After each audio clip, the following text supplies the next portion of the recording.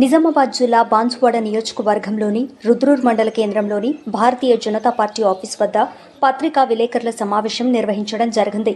ఈ సమావేశానికి అధ్యక్షత వహించిన దినేష్ పటేల్ కులచారి ఆయన మాట్లాడుతూ ప్రధానమంత్రి శ్రీ నరేంద్ర మోదీ పాల్గొంటున్న భారీ బహిరంగ సభ సికింద్రాబాద్ ప్యారెడ్ గ్రౌండ్లో రేపు మధ్యాహ్నం 3 గంటలకు నిర్వహించబడుతోంది. కావున భారీ బహిరంగ సభకు బీజేపీ పార్టీ నాయకులు కార్యకర్తలు పెద్ద సంఖ్యలో పాల్గొని విజయవంతం చేయాలని ఆయన పిలుపునిచ్చారు. అలాగే తెలంగాణ అభివృద్ధి మరియు సంక్షేమ కార్యక్రమాల నేపథ్యంలో ఈ సభ అత్యంత ప్రాముఖ్యతను సంతరించుకుంది.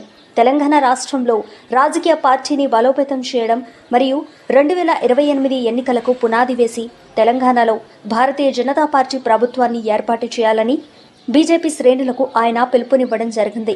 ఈ కార్యక్రమంలో జిల్లా అధ్యక్షులు దినేష్ పటేల్ కులచారి, ఉపాధ్యక్షులు కదగంట్ల రామచందర్, బాన్సువాడ నియోజకవర్గం నాయకులు కోనేర్ శశాంక్, జిల్లా కౌన్సిల్ మెంబర్ సున్నం సాయిలు, ప్రశాంత్ గౌడ్, ఎల్తం శంకర్, సర్పంచ్లు, మండల అధ్యక్షులు, ఉపాధ్యక్షులు మరియు బీజేపీ సీనియర్ నాయకులు, కార్యకర్తలు మొదలగు తదితరులు పాల్గొన్నారు.